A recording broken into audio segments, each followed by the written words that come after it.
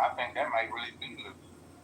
Jamel, Lucifer, real. Come on. We know God is just a hokey dokey piece of shit. No, Lucifer. No, you. No, Baby, you believe in God? Lucifer, do you know what a jinn is? That's me, baby boy. I'm a jinn. Oh my God, Mike has never felt better in his life. I feel amazing. So wait, Penny, you believe in God, Penny? I do believe in God. Oh my goodness, interesting. Okay, well, I mean, is God outside of you or inside of you? I'm going inside. Yeah, come on, inside. Is God inside of you or outside of you? All right. Is God coming inside? No, Lucifer. Okay. Lucifer. Yes, ma'am. Behave. What's wrong? Behave. Oh, okay. Usually when I hear someone wanting me to behave, it's almost like I could trigger other people's what you're saying. So I could get inside of other people, possibly. They're going to blame it on me, though, right? That's pretty sexy. All right, I'm going to be nice. I'm going to just keep my mouth closed. Hello, everybody. Someone for you here, Lucifer. I think that's, Who? What? Danny. Oh, Danny. Danny's Danny? Danny's interesting, yeah. I've talked to Danny a few times. She's been very helpful with me getting acclimated to the Jewish community. Getting what? Don't say that. Danny is a Jewish ambassador. No, I'm not. No. Danny, stop, honey. You're representing all. No, I'm not. And I told you I'm not. I told you I'm not representing anything. I've been so clear with that. Danny, you did say that you were Jewish. No, I'm a Black Hebrew Israelite. Wait a minute, damn it, Jenny. This is actually sexy. Now you're a Black Hebrew Israelite. I'm loving this shit. And you know what? And I am a fairy. I'm the fairy godmother from the Wizard of Oz. Lucifer, I'm an NOI member, so just FYI. What's an NOI? Nation of Islam. Oh, you're Mr. Farrakhan guy. Oh my God, Kitover is here? That's what's up, man. Nation of Islam in the building. That's what's up. You know, they say that the devil doesn't live outside of you. The devil's inside of you. John Kitover is here, ladies and gentlemen. Bam, bam, bam, bam, bam, bam, bam, bam, bam, bam. Hello, Congressman.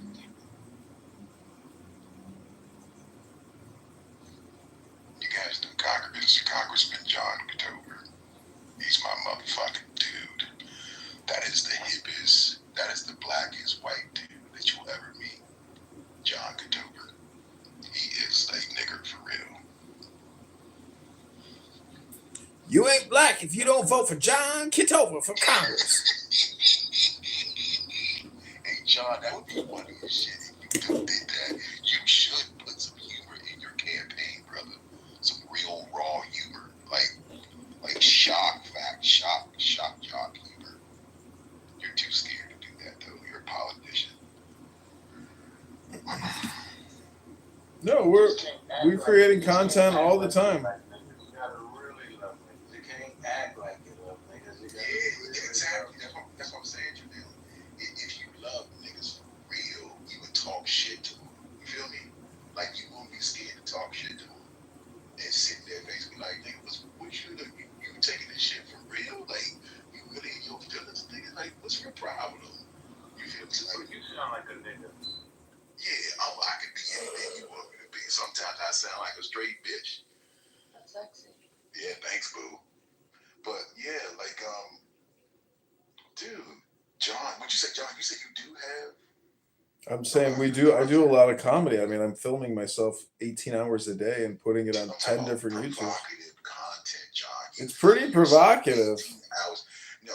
No, what's provocative, John, is you go into the hood, nigga, and playing basketball with the hood niggas and call them a bunch of niggas and dogging them and dunking all on them. Well, I'm running against La Hood. His name is Darren La Hood.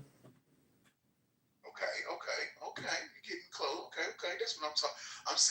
What I'm saying, John, is okay. You're a congressman, so you're a people person.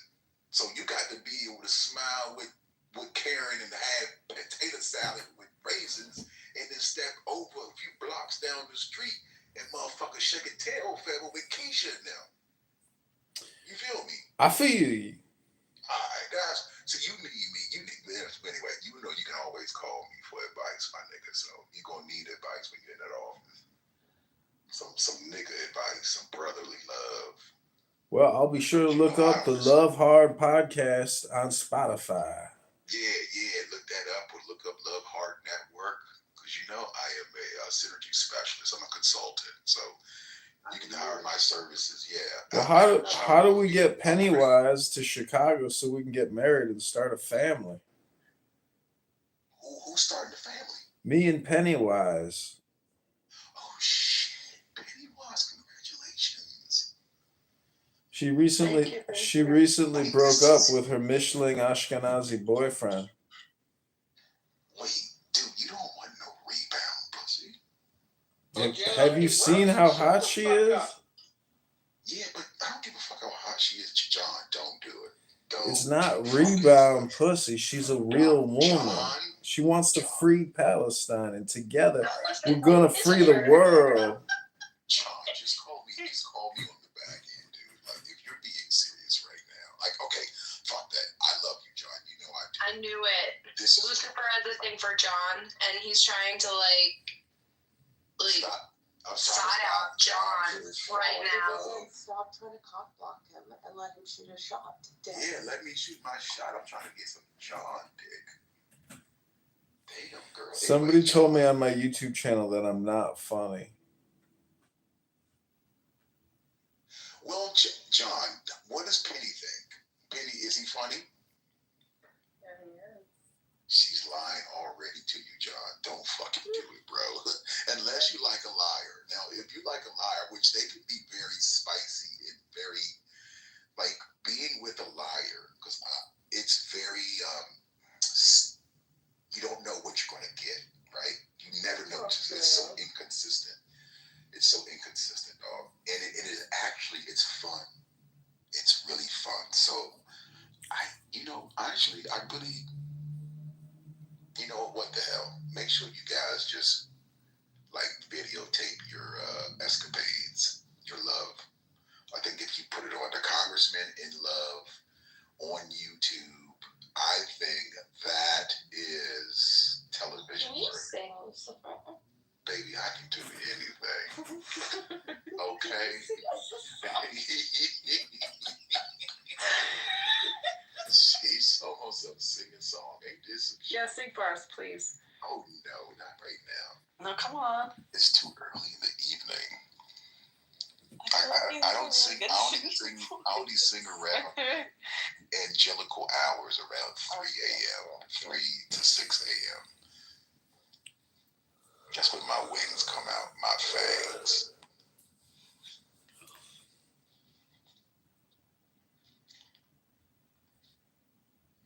But this has been, what book were you reading? It says come read a book for me. I wanted someone to read for me, actually. Did you get them to read for you? Yeah, someone did. Oh, okay. John will read. Oh, I got some Ruby for you, baby. Oh, yeah, John loves to read books. Oh, I love poetry. Oh my god. Okay, I got Have you it. checked Here we go. Arabic poetry? I got a so poem. good. I got a poem. Okay, go ahead. Hickory Dickory Dock. No, not that one. Not that one. There was an old lady who lived in the shoe. She had so many children, she didn't know what to do. I call bullshit. There once was a woman from Thrace whose corset was too tight to lace. Her mother said there's something in your stomach that didn't come through your face. Little Jack and Jill went up the hill to fetch a pail of water. At least that's what those freaks told y'all. They went up on the hill to get busy.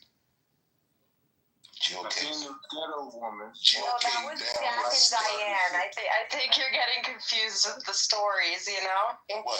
Jacket you? There once was a boy named Carter. By golly, he was a farter. When the winds wouldn't blow and the ships wouldn't go, Carter had to start her. I like that. Yeah, I know that. I like that. We should have like a poetry time where we're just doing nasty, naughty, like adult poetry with a kitty, like nursery rhymes. Adult nursery rhymes. Hi, baby. There once was a vampire named Mabel, whose periods were eerily stable. Thus, every full moon, she'd get out a spoon and drink herself under the table. I like that one. I like that. Yeah, we should get even gorier, more gory How with was it. that party last night? I want to hear quickly. How about this one? Party was great. There was Go a ahead. ghetto. A lot of people adore a witch, but shout out to Trump and January 6th. How about that? That's good. That's Adore good. witch, That was Trump in beautiful. January. What happened January 6th? Some retarded white people showed up. Oh, you talking about? Look at your PTR, right? Is that it? Did they storm yeah, the Capitol? Was that Capitol. January 6th? They stormed the Capitol. Oh, okay. Yeah, it was. But Shout out to them for that. Shout out, yeah, exactly. Shout out to those independent individuals who decided to do what they wanted to do, and now, it's all good.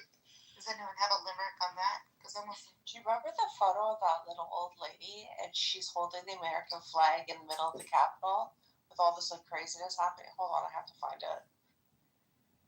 You know what? Let me ask y'all a question real quick. Remember this? Remember when they said a plane hit the Pentagon? How many people in here believe that? What, the plane hit the Pentagon? Yeah. They showed where it hit the building. That's what they said. It was No a plane missile. fucking hit the It was a Pentagon. That was missile. not a fucking plane that hit the Pentagon. The fuck? They It did was show. a missile. It was a Goddamn missile. missile. That's right, dude. So plane, missile, it's all the same shit. No.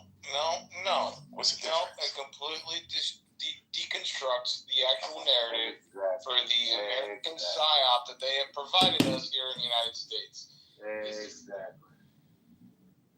Wait, John. Stu, what do you mean? What you say? I thought it was the walls that they built in the explosive. That's in the World Trade Center. That was all done by the Mossad and the American CIA. It was CIA operatives and Mossad. So wait, the CIA and the Mossad they tight, they cool as shit together. Absolutely, they're one and another.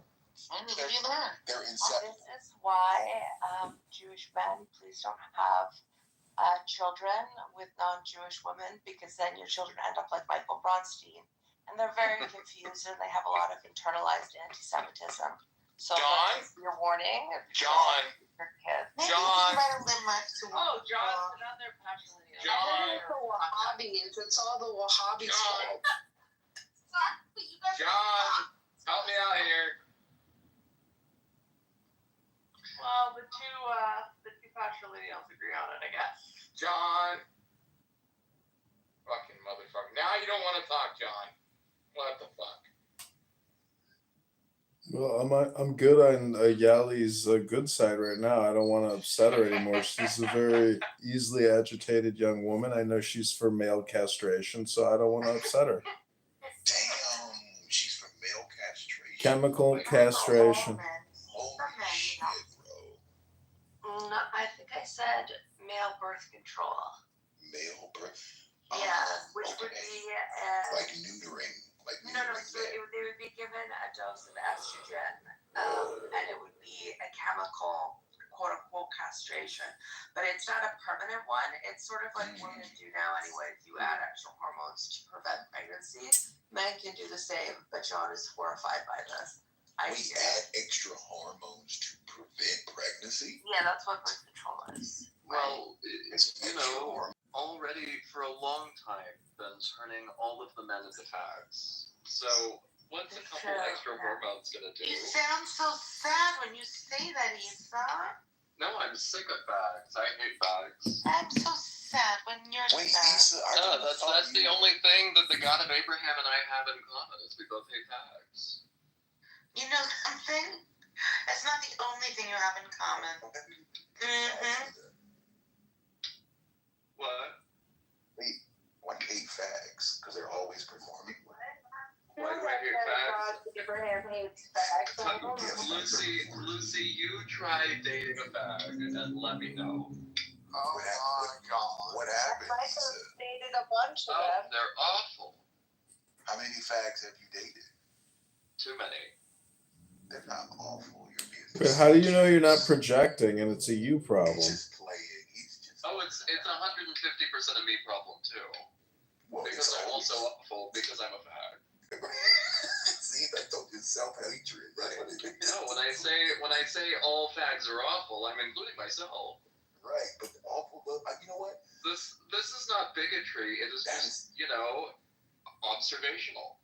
But you know what? I think, Issa, you're right, Issa. And I would like to say that I commend you on the. I owe you guys, all of you, the whole LGBTQ community. Everyone should get awards for performing arts. You guys are absolutely. That's me.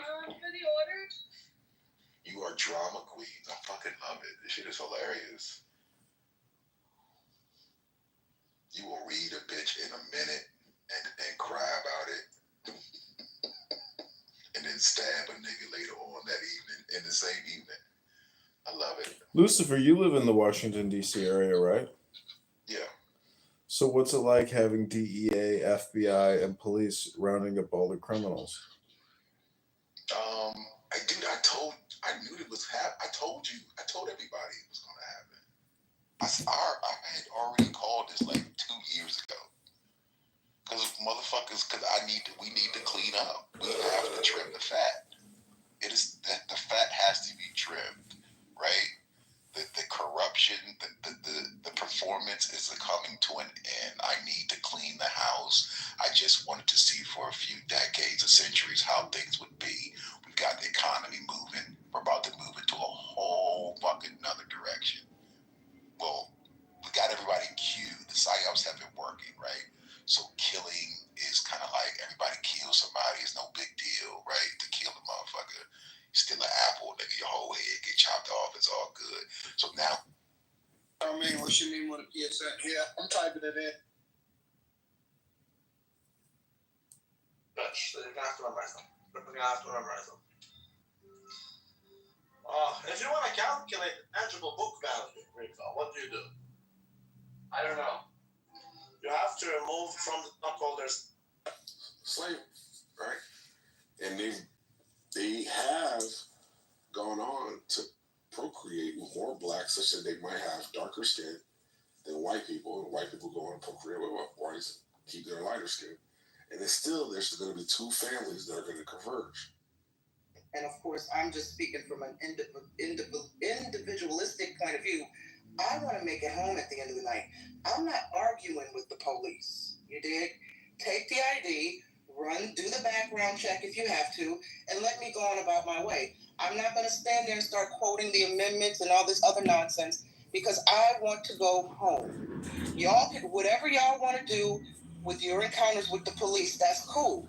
And then if you get your wagon knocked the fuck off because you've encountered a cop with a bad attitude, or he's racist, or he doesn't give an F about you reciting your rights, then don't call on me to be mammying and windmilling and marching in the streets because, another black man or a black woman statistic, and then we see the police body cam, and y'all are combative and argumentative when all you had to do was just hand over your ID. It's not about being defeatist. It's not about bowing down. And let's really get to the nitty and the gritty.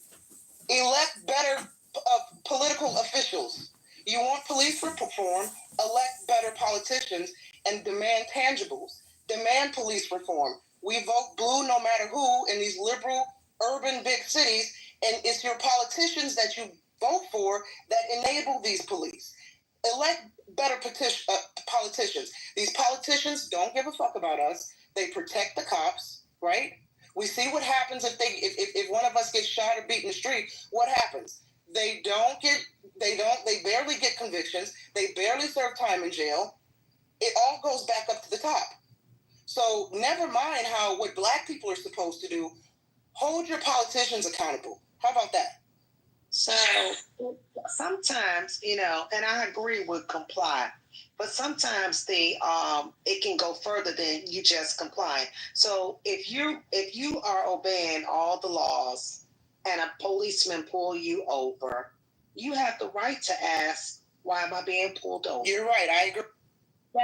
That can often, and I've seen it, turn into something else. I'll tell you in a minute. License and registration.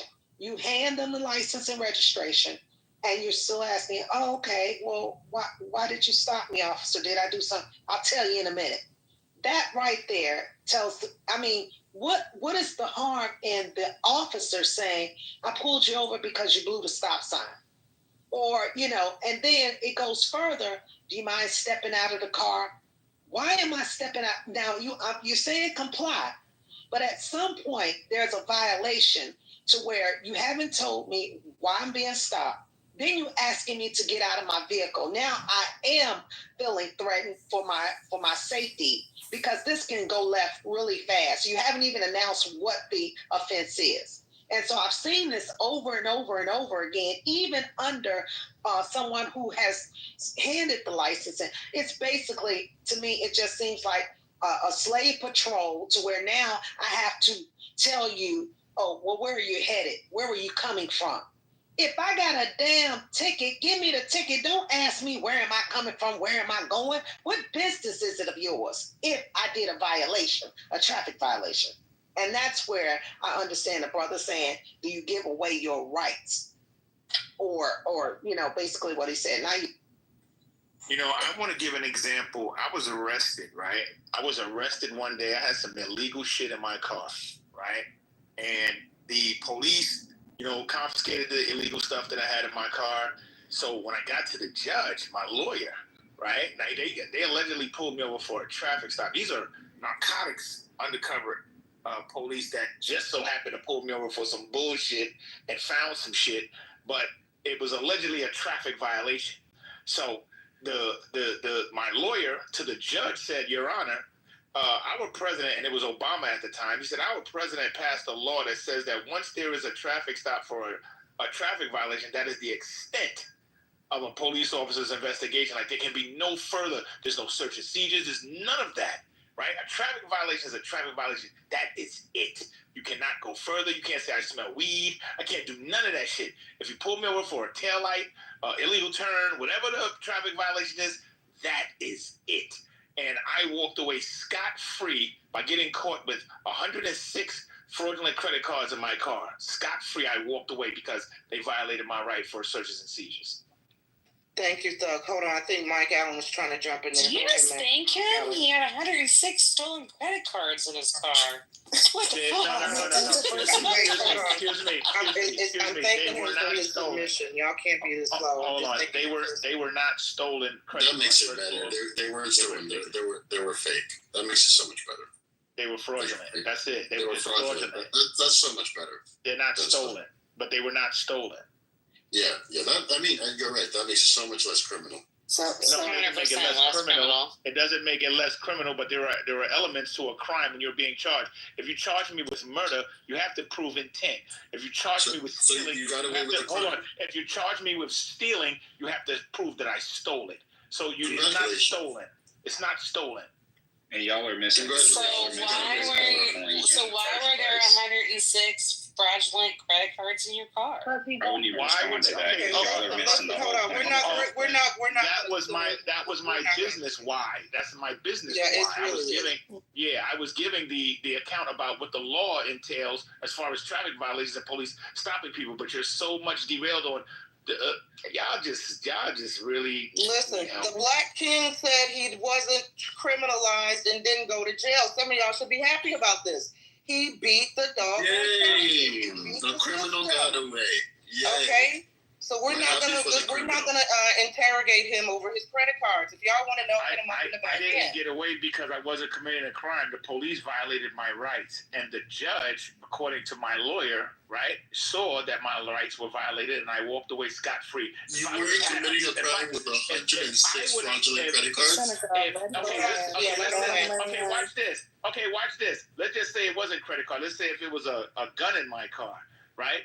A gun that was purchased legally but wasn't legally registered, right? Let's say it was purchased legally, wasn't legally registered, and I got pulled over with that gun. They still violated my rights, and I would have walked away scot-free. There it is, people. The through line of the conversation tonight. His rights were violated.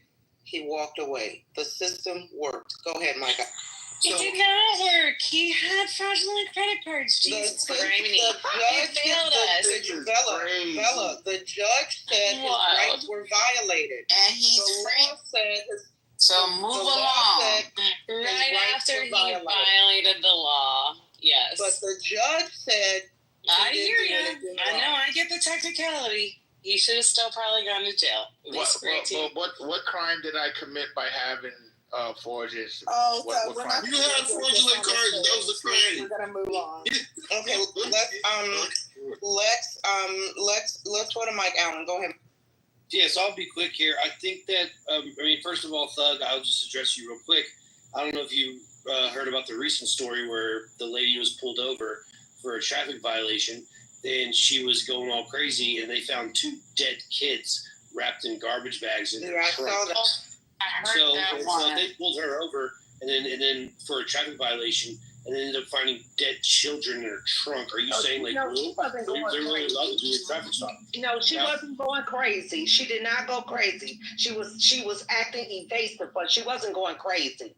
She had 2 dead children. Hold on. Let me explain I think she was past crazy. I think she was past crazy. They said the bitch killed 2. They said the bitch killed 2 kids. Let me explain the law. Let me explain. Wait. One mic on truth.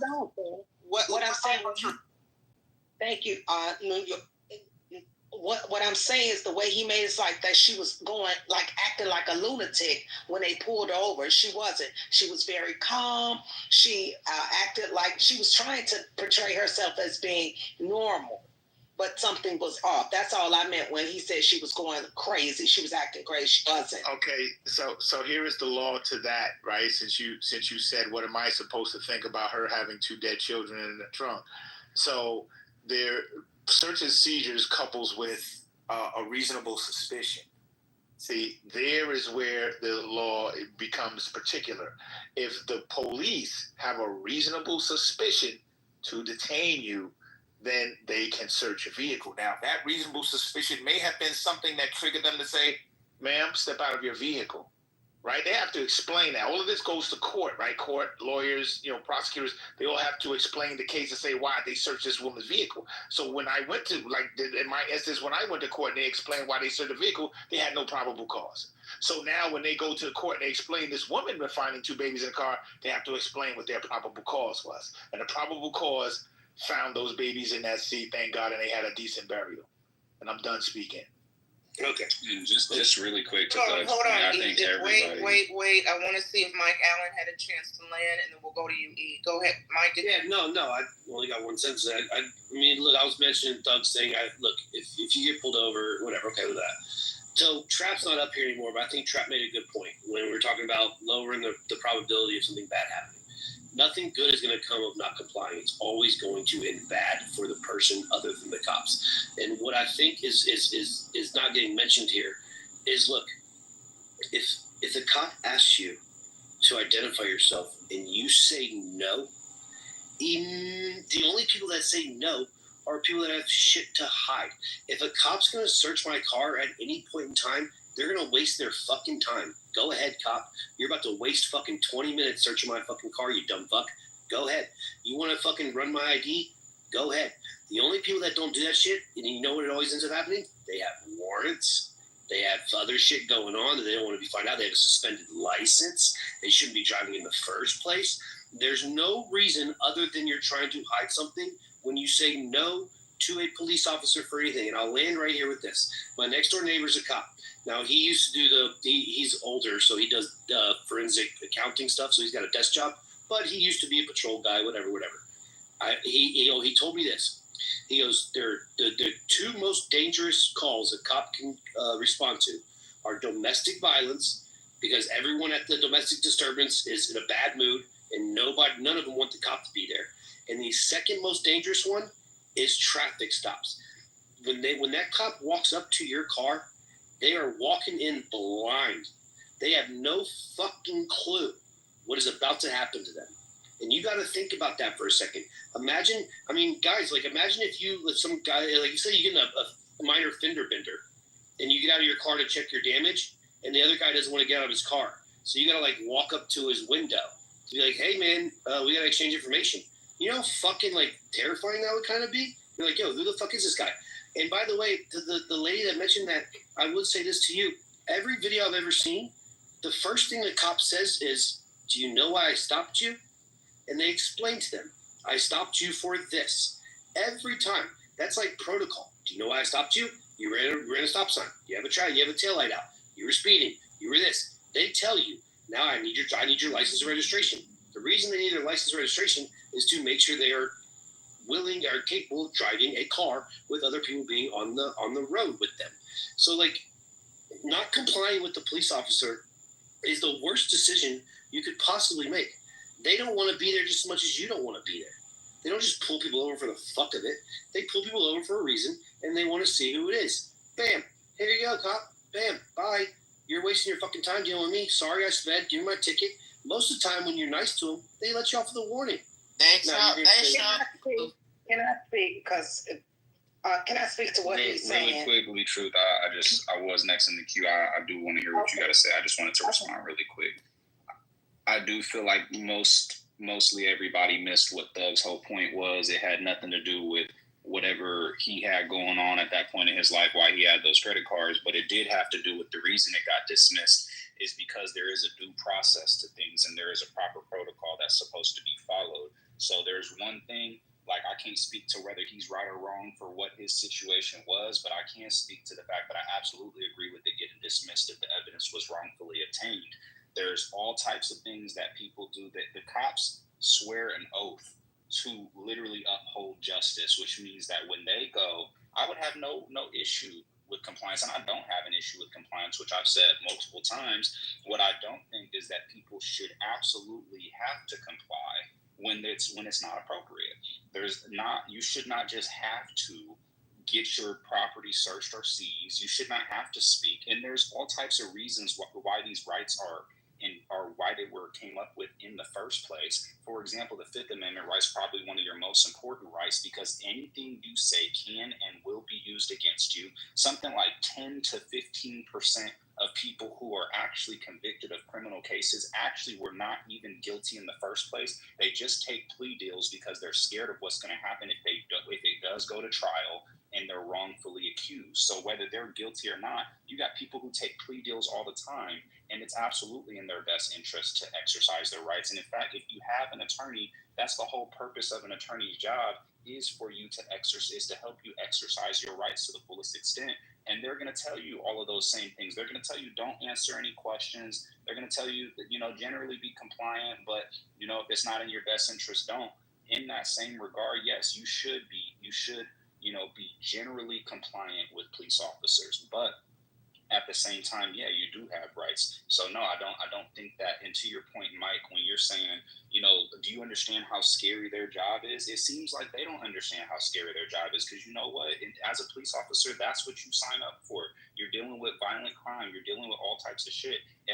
That doesn't give you a right to violate people's rights any more than if I sign up to go to Afghanistan. I don't get to go shoot civilians just because I'm scared that what if they got a bomb strapped to their chest? That's what you sign up for. You sign up for a very specific job, a difficult job that you have to be properly equipped for. And if you're not properly equipped for it, that doesn't mean that you get to break protocol, violate citizens' rights because you're scared. So I just don't think that that's a logical argument. Thank you, E. Hold on, Truth. I know you wanted to go after Truth. We're going to pass the mic around to some of the new speakers. Frank B's on the stage if he wants to speak. Welcome Gildas to the stage. Black Girl. Concrete is back. So go. So basically, I was going to say the same thing he was saying. I don't know what videos Mike has been watching, but the videos that I have seen and the life experience that I have, they don't always ask you, do you know why I stopped you? They come up, license and registration. Do you have license and registration? So I guess it depends on what channel or station you're tuned into. The other thing is, you ask, well, why wouldn't I want someone, why wouldn't I just let them search or whatever, comply? Because I don't have to, is my answer. Even if I'm doing nothing, I don't have to agree for them to search. I don't have to step out my vehicle. I don't have to, if I'm in the passenger side, present an ID. For what? I am the passenger. You stop the driver. It's just a total violation. And then it just opens the door for them to, I watched one video that initially the guy said, well, I stopped you for this. Did you know this? And the young lady said, well, no, I wasn't aware. Oh, okay, can you step out? He gave her 3-4 different reasons why he stopped her after the first reason. And then when the other police officer showed up, he lied, outright lied. And so I think, like the brother said, pleading the fifth, you don't have to answer, but then we've seen it where, they're being uncooperative. I have the right not to cooperate with your line of questioning. I have the right to exercise my right not to speak at all. And that's just the bottom line of it. And they're going to call you uncooperative. Thank you, Truth. Thank you, Mike. Really quick room reset before I pass the mic to the speaker. If you just joined the room, this is Healthy Debates. We're talking about, we have a poll at the top. Racial profiling is it absolutely real? Is it total hogwash? Is it a figment of people's imagination or bigger issue than I realized? 89% of the vote is absolutely real. If you do not see the poll at the top, that just means you need to update your Clubhouse app. So Frank B is here. Black Girl is here. Gildas is here. Would either one of you like to speak on this topic before we go to someone else? Don't forget about concrete. Concrete, yep, concrete. Black Girl, Gildas.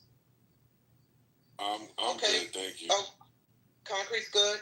Frank B, go ahead, sir. Nah, I would just really like to, racial profiling is definitely real.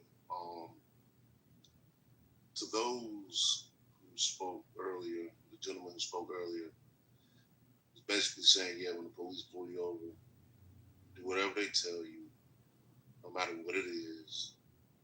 If it's just a traffic infraction, he tells you to get out of the car, get out your car, stand on one leg, bark like a dog, you should do it. It's ridiculous. Because, let's say, for instance, the guy's name, Mr. Mike. You were going home. You were speeding by 10 miles over the speed limit. I pulled you over. Your license, your place on your car is accurate. I asked for your license registration is accurate. But for some odd reason, I want to say I smell weed in your car. I know you ain't smoking no weed. You still gonna get out your car and feel like you're this is due process, or I'm actually policing the situation as an officer? No. And the thing that it seems like when I just hear you speak, and I guess you have your own opinion depending on where you're from, where you are. But for most of us, it's not the same reality. And when I hear people like, I don't want to say people like you, but when I hear the statements that you make, it helps me understand that you don't either understand the reality that we're speaking from, or you don't care. That's all I wanted to say. Thank you, Frank B. The stage is open. I think we'll go popcorn style. I don't have a cue, but please don't speak over each other. And so, popcorn style. Whoever wants to take the mic next. New York, I forgot to say one thing. If I just wanted to, go ahead, Truth. Thank you. It slipped my mind at first. I was riding through Virginia, a town in Virginia, and I got pulled over on this road. And I complied. I pulled on over once the car got behind me. When he came to my window and I asked him, why did I get pulled over? He said the reason, he asked for license and registration. I handed it to him. I still had my Illinois license at the time, and my vehicle was still registered to Illinois. This fool, skinhead, said to me the reason why he pulled me over was because I fit the description of the registered owner of the vehicle. I will never forget it. I said, excuse me? He said, the reason why I pulled you over is because you fit the description of the registered owner of the vehicle. I said, give me your badge and your name. I said, this is nothing but profiling. I was going through a white town. He saw a black person coming down the road. I saw him park, and he got behind me.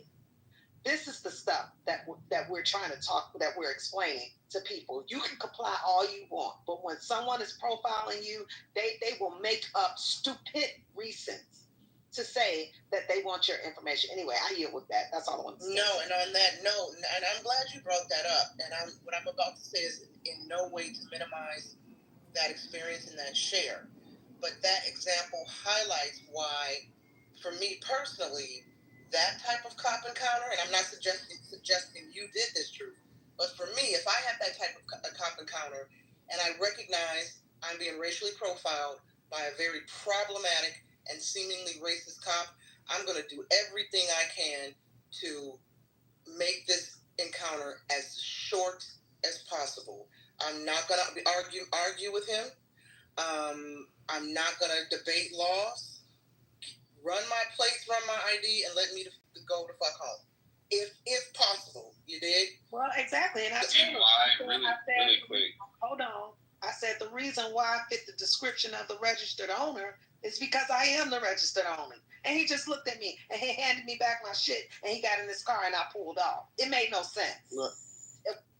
And Rod, real quick, I just wanted to say, well, from a general perspective, like a pragmatic perspective, I do agree. Like, if I was in fear for my life, I'm going to prioritize my life over my rights, But at the same time, I do want to just make an important psychological point that pertains to positive reinforcement.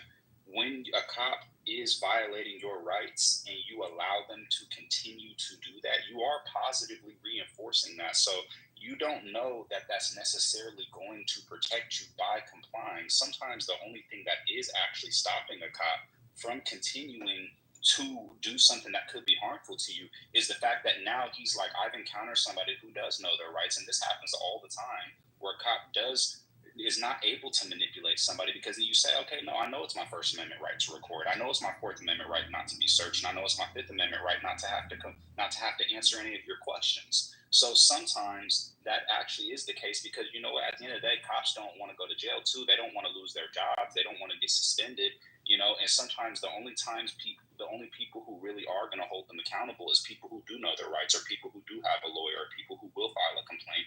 When they see that you're the type of citizen who is not going to let them violate their rights, that might be the only thing that actually does hold them accountable. So while I do think that sometimes compliance could very much so save your life in a certain situation like that, it also could be the positive reinforcement that you're providing to them to violate your rights, because essentially by definition you are reinforcing that behavior of them violating your rights, and I think that could be problematic. I agree, E. Thank you for that. I've been pulled over before because I have limb. Wait, we didn't hear you. You went out. You've been pulled over because why? Her tint was too dark. Hold on. Limo tint. Why every time I ask her something, she don't respond? She said limo tint. Her tint was too dark. Thank you, white man, for answering. Go ahead, Mike. So I wanted to respond to a couple of things people said. I mean, first of all, Truth. Yeah, that was fucked up. That why that cop pulled you over. But I will say this: if a cop pulled me over and they're like, "Hey, you fit the description of the person that owns this car," I'd be like, "Yeah, sweet, your system works." And even you said he fucking looked like an idiot, handed you your shit back, and you were on your way. Yeah, I mean, that's a dumbass cop. I'd be like, yeah, sweet, dude. So, yeah, do for the description, awesome. And Frank V, I mean, if they pull me over and they say they smell weed, and They're like, hey, step out of your car, I smell weed. And I know I don't have any weed in the car. I wouldn't be like, bro, what do you mean you smell weed, bro? I don't fucking have any weed. I would get out of the car and let the guy waste his fucking time in my car. Right. I don't understand any of this. Well, here's another. We're gonna let Mike Allen land. Okay, we're gonna respect all speakers. It's all good. I like interjections. Go ahead, Doug. But I appreciate it. I don't. So go ahead and land, please. It's your land. It's your room. I land. Go ahead, Doug. Yeah, so here's another example without using the police, right? On my job, right, you got different tradesmen, right, do various different, these particular ones were the plumbers. Most the plumbing positions are, held by white men, right? Most of them, right? You have a few blacks in there, but on this day, me and my coworker, two black men, went into a storeroom. Now, I always wear my my agency's ID lanyard around my neck, which is a requirement. These two plumbers, they don't do it, right? Because they're white. None of the white men usually adorn their selves with the lanyard so that they can be identified as employees. So we were entering the storeroom and we were using the key at the door. These two white plumbers were looking at, and I'm observing them looking at each other and then looking at us, and then asked my coworker, because he had the key, he says, excuse me, does anybody know you're going in there? So I looked at him and was like, the fuck you mean do anybody know that we're going in here? Like, this is a storeroom that is frequented by employees, right? But the fact that he asked us, does anybody know that we're going in here, entailed that he was surveying us because we were black, as if we didn't have authority to go in there without some white man overseeing us, right? So I went off on him. I called him everything in the book you could name: white, mayonnaise, donkey, everything, you name it. I called him it, right? I called him he's a racist piece of shit. You should fuck yourself with a fucking... I just did everything I could think of to just make him want to fight. Talked about his mother, his kids, everything. I just wanted to say anything. He's like, I apologize. Nah, fuck your apology, man. You know what I'm saying? Because you dead ass in your thinking, we didn't have a right to be there. And that only right came in your mind because we were black. That's the profiling right there. Doesn't have to be police. There are people who are not in law enforcement that carry these stigmas about black people. And they carry them with our children too. They carry them with our children. And we sit here and illusion ourselves into believing that the world is somehow going to be different against us, right? It's not. And I don't carry myself believing that it is. And I'm done. Well, I would respond to that. Go ahead. I would respond to that real quick, Thug, by saying, yeah, I mean, that's, again, there are racist pieces of shits in this world. And it's time for us good people to start making some fucking noise. It shouldn't, I'll say this, preface it, but I'm going to get to your point. It shouldn't be, a new cop joins the force and they're showing him around the bullpen or whatever, and they're like, oh, well, that's Jimbo over there. Don't worry about him. He's a racist. No, it should be, hey, Jimbo, you're a fucking racist. Get with the program or get the fuck out. Sorry, dude. The South lost. I don't know what to tell you. We need to start making some fucking noise here. But Thug, in that situation, you're probably right. Those people were fucking douchebags. But I'm not going to tell you how you can do your life, right? If I was in that situation and someone was like, hey, does someone know you're going in there? And I have the right to go in there? I would have looked at the guy and been like, no. Because he'd be like, well, does anyone know you're going in there? I'd be like, no. And I would have walked up in there. Because now that would have forced him to whatever he would have done. And they would have came and been like, well, this guy walked in there.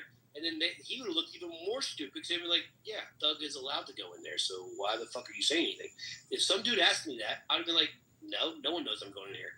And I would have kept going in there because you have the right to go in there. I think that, I look, did he do it because you were black? I don't know. Did he do it because people have been going in there and stealing shit, white or black? Doesn't matter. And he's like, well, fuck, now I need to make sure that nothing's going in there getting stolen by either a white plumber or a black plumber. So now he's asking the questions. And your take is, well, he's profiling me because I'm black. I just would have been like, no one knows I'm going in here. And then I would have walked in there because I'm allowed to go in there and just moved on with my day. I think that I get what you guys are saying, right? I'm not saying that racial profiling doesn't exist. People pull people over. Cops are fishing for shit, right? They got quotas and blah, blah, blah. They pull people over in a bad neighborhood hoping they're going to find drugs. They don't need a reason. They just make up a reason to pull them over just so they can get a hold of them and start looking through their car. I get it. This shit happens. I think all NY was saying, or I'm not going to talk for NY, but what, Seneca earlier were saying was that in Trap too, I think Trap made the best point. Trap was like, you lower the probability of something bad happening. just lower the probability. There's no reason, right? It's never going to end good, ever. Because all they're going to do is be like, oh, fuck. They're going to radio, be like, oh, I'm getting a hard time with this motherfucker. Next thing you know, you got fucking 5 cops there. Just be like, dude, whatever, man. You want to, and I think Frank B, you're like, oh, they tell you to get out of the car and hop on one leg and bark like a dog. I would look at the guy and be like, well, that's fucking dumb. And then I'd get out of the car and I'd hop on one fucking leg and I'd bark like a fucking dog. And then I'd be like, dude, you're a fucking idiot. Now, that's never going to happen. No cop's going to do that. But, dude, what? No, like, saying no is never going to be a good idea. Ever. And I think that's all that people are pointing out. So, really quick, Mike Allen, just to your point, I think it clarifies it for everybody exactly what you're saying. You said you would literally get out of the car, stand on one leg, and bark like a dog. To me, what that just strikes me as, and I don't mean this as any insult, I just mean definitionally, is without being as insulting as possible, that strikes me as a cowardice move. And I don't think that you can use your cowardice to justify a moral standard. So just because you would, like, I think it was really funny, Randy in the chat said, if a cop pulls out his dick, you better suck it from the back. That's the rules. Just because you're willing to comply with pretty much anything that somebody tells you because you're scared for your life does not necessarily mean that that is a justified principle to follow or a standard that everybody else wants to follow either. It's wrong, and it's much better rather than having a tyrannical police force that can arbitrarily enforce their will to operate on the standards of why we have rights in the first place and what's supposed to make America what it is to begin with. So I don't think that you can use, you might be willing to do that. You might be willing to get on your knees and do whatever he says to do. And like you literally said, you'll stand on one leg and bark like a dog. Sorry, I'm not doing that. Wow, really, bro?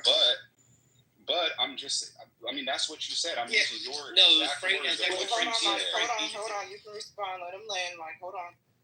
But the only thing I'm saying is that just because you're saying that and just because that's what you would do doesn't necessarily mean that it's the right thing to do. It doesn't justify a moral standard. And honestly, while it might in the short term, maybe you get what you want, maybe it will save your life, it actually has a more negative effect long term for everybody else, because if we set a standard that we're going to comply with police no matter what, under any circumstances, nothing positive ever happens. That's the whole basis.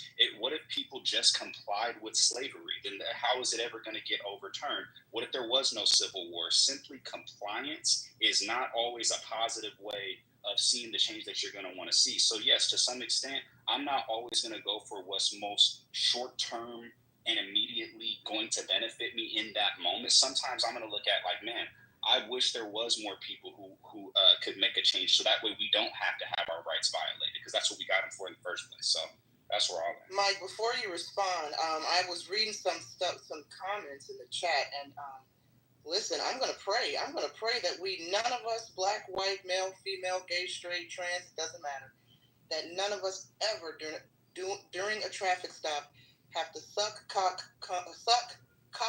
cock and gargle on cock cum. Because some of y'all in the chat said you would suck cock and drink cum if it meant a life or death. Please, God, don't let it come to that. I'm not doing that. I'm not doing that. We're going to start a new movement. And Truth says some people have. Ain't that the truth, though? The truth, ain't that the truth? Real quick response to E. Again, we were going to Frank B's, which clearly Frank B was using a very hyperbolic scenario, right? No cops asking you to stand on one leg and bark like a dog. I think I was being hyperbolic when I was going with that, but the fact of it would be the cop asking you to step out of your car and sit on the curb while he searches your car, right? If no cop's going to ask you to step on one leg and bark like a dog. So to call me a coward is ridiculous. But if the cop asks me to step out of my car and sit on the curb, I'm going to step out of the car and sit on the curb. I'm not going to be like, why do I got to step out of my car? He's like, well, this. I'm like, I'm not stepping out of my car. He's like, sir, can you step out of your car? No, I don't have to. Well, I'm going to need you to step out of your car. No. Go get your supervisor. And then the supervisor gets there. Get out of your car. No. I mean, what are you doing? Just get out of your fucking car. No one's going to ask you to hop on one leg and bark like a dog. But they're going to ask you to get out of your car and sit on the curb, maybe. And the only people that aren't going to do that are people that are trying to hide something. That's it. Yeah, Wait a minute. Somebody in the chat said, it's just dick, you'll be all right. Y'all are so funny. That's hilarious. Okay, who was that? Frank, real quick, I'll be only like 10 seconds. Wait. My beautiful mod was coming off my mod privilege. MG, were you trying? No, I mean, E is very passionate about this. I'm just trying to wrap my head around like your logic. I would comply. I'm just going to say yes. It's a bad strategy. Right. What do you need? Here's my license. What else you need? My registration. Like, I'm not arguing back and forth, right? And I think both things can be true. I think we can comply and still advocate for just police reform. Like, I don't know why it has to be one or the other. I think it could be both. Exactly. Short-term interim strategy and long-term strategy. Like both. I do think that to some extent they are. Anybody responds, I said Frank B could go, but E, I'll let you go if you make this submission really quick. Very quick.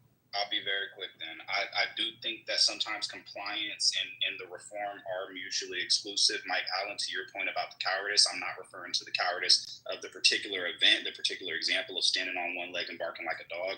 I think where the cowardice comes in is the unconditional compliance, regardless of whether it's morally justified, and the unwillingness to be able to stand up for your own rights. And MG, the only reason I'm passionate, I could just be very quick with an anecdotal example, is, for example, I'll just be personal. As a kid, I was abused pretty badly by both my mother and my father. And a lot of times I did comply with it. And it wasn't until I became about 13, 14 years old when I did start leaving and doing my own thing and actually did stand up for myself that the abuse actually stopped. So from my experience is that if you continue to enable abuse by positively reinforcing it, it's only going to get worse and worse and worse. And it's not going to stop until the moment that you actually decide that you're going to stand up against it. And I think it's the same way with police reform. And I think that's exactly what, the message of people like Martin Luther King and Malcolm X all in there. I will say Can I get back in the queue, please? This is Bella. Can I get back in the queue, please? Yeah, Bella, real quick. Hold on. We're going to go Frank B, then Bella, then Truth, and then Mike. Go ahead, Frank. All right, thank you. Let me explain myself a little bit better. I believe most of us who are in unison saying that police, the racial profiling is real, look at it from this perspective. Not all cops are bad. That's one thing. Let me get that out there straight. What I'm saying is this. If you were to take a real statistic from that side of the law, the policeman's side of the law, and you looked at the individual policemen that went from how they pulled people, the people that they pulled being race, and then when you dig into some of these police officers, what they call it, their history as being a cop, you seem to notice that most of them, it gets more egregious. It's pulling over the cars. Next thing you know, it's the assault on the person they pulling out the car. Then next thing you know, somebody's getting shot. Case in point, Laquan Smith, Chicago, I think it was 2016. The kid was high as hell, no doubt about it. The police walked in their car. They traveled with this kid as he was walking down the street for about a half a block. And if anybody lives in the city, you know how big a half a block of the city is. The kid, when the police officers pulled over in front of him, he walked slightly away from the cop's car. The police officer got out of his car and shot this kid 16 times and said that he feared for his life. When they went back through that police officer's jacket, they noticed the same things I'm speaking about. Those are the policemen, and these are the reforms that need to be taken heed and taken care of immediately. These are the things I'm talking about. I'm not saying every cop that pulls you over, asks you for your registration, whatever, is going to turn into some old freak show. But there are certain cops, and when they get to that point, they don't get penalized. I had a cop tell me in another room about 2 weeks ago. They think about this right here. They have something called pushing the line. That terminology comes from gang talk. And when we asked them, well, what do you do as a good cop, as opposed to pointing out the bad cops. Man, I have to fear for my life. Cops they have too much power. They have too much power. Thank you, Frank. Wait, no. Oh, hold on, Mike. I know you want to respond. I just want to eat real quick. Let's take like 10 seconds. Hold on, Mike. Okay, 10 seconds. Go ahead. First of all, I want to say I'm sorry that happened to you, brother. It breaks my heart. And I know you're responding to MG, but the first part when you responded to what I was saying is actually a fair point. It was a fair point. I couldn't argue with any of that, what you said, and I'm sorry that happened to you, dude. That's fucking awful. Thank you, Mike. Bella, go ahead, Bella. It actually just got touched on, but I just want to touch on it again. In general, when you look at police officers nationwide across the United States of America in particular, the majority of them are just trying to keep people safe. So they go into those domestic violence cases trying to keep people safe, trying to keep people alive. They're there to keep the people alive. That is what they pledge to do. They're not, like, we can't act like all police officers are out there just to, like, pull people over and beat them down, because we all know that that's not true. So can we just please keep that in mind? Because I feel like, in general, the majority, and I believe when you look at the statistics, it's at 95, and I really wish it was at like 99, but 95% of the incidents reported were expunged, or like 95% of our officers are doing the right thing for the good of community. They're trying to save those babies from getting murdered. They're trying to make sure that your kids aren't child trafficked. They're not coming after you. Like, they're just not. That's not what they're doing. It's not this, like, some of this conversation sound like they're the mafia, and they're not. In general, they are the good people who are trying to keep us all safe and happy and living about our lives in an orderly fashion. So I just wanted to ask if we could all please remember that. I can understand where you're coming from, Rip. Truth is next. Hold on. Truth is next. And then you got it, Eagle. So I gave an example to what the brother was saying, that taking it outside the police the car. And I don't know how many people you all seen this, but there was, I think it was on reel, but there was a shop owner, black shop owner, who was in his shop after hours, him and an employee working on some things. Some white person called the police to say there were black people inside of a shop and the stores should be closed around this time. The police showed up, knocked on the door. You could see the people inside the shop. It was a glass shop. Showed up. The shop owner came to the door, asked how could he help.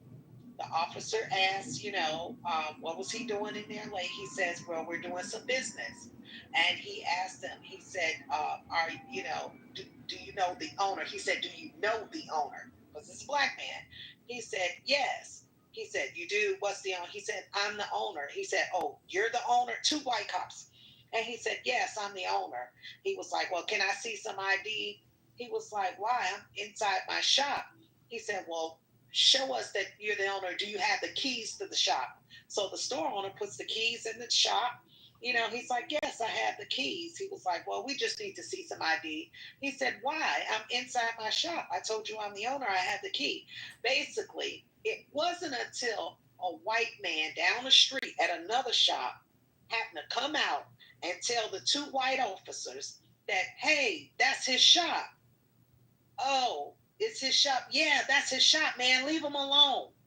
The white cops immediately respected the other white man and said, oh, sir, we're sorry. They didn't ask the white man for his ID. They didn't ask him, was he the owner of the shop down the street? They just, and that's a profile right there. And I just wanted to give that example, that it doesn't just exist in the patrol car. It exists on the street, and we see it all the time. So we need to stop being so naive that, all these cops are here just to protect and the safety of the children. Yeah, some of them, but it's not no damn 90%. I can tell you that. And I would ask, can I ask for receipts? Yeah, go ahead. Yeah. Like, you want to, so you just claimed, you gave this, like, My mom told me this story about this guy once that was a shop owner that this happened to him by the cops. Do you have any receipts? Do you have a news report? Do you have a police report? Do you have anything to show receipts of what you just said? Or are you just trying to fuel the fire with bullshit? Do you have receipts about your 90%? Yeah, I do. Okay, well, I do. Yeah. Well, I mean, that's from fucking CNN, so you can have them. Yeah, okay, you have. I don't give a shit. CNN. Yeah. I just wanted. It's CNN. It's okay. I have. Hold on, sir. You're gonna get your chance, and I value your submissions often. But let me deal with this. I didn't say my mom did anything. I didn't say she did. But that's what you just gave a huge story. I didn't say my mom. You just gave a huge story. Do you have receipts? What city? What town? Where's the police reports? First of all, Karen, I don't have to justify shit to you. I don't have of course you don't. Because you want to make it up for a reason not to get out of your car and comply with the police. Ladies, come on. Shut the hell up, because I don't have to listen to you and I don't have to prove anything. And that's the problem. White folks always want a black person to prove everywhere we go. You see what she asked, do I have a receipt? That's the very reason why when a motherfucker in the store and I get gas and he just act like, I say, no, give me a receipt, because the white man out here gonna ask me, did I pay for my gas? Even bullshit. Though the pump is you guys ask for more receipts than we ever do. So bullshit. First of all, you damn right we ask for receipts. Do you know why? Exactly. So I'm not allowed to ask for receipts. Do you know why? Do you know why a black person asks for a receipt? Do you know why anyone asks for receipts? Tell me why do black... You said you guys ask for receipts more than anybody. Tell me why. I don't know why you ask for anybody. Everybody has the right to a receipt. Says any accountant. Shut up.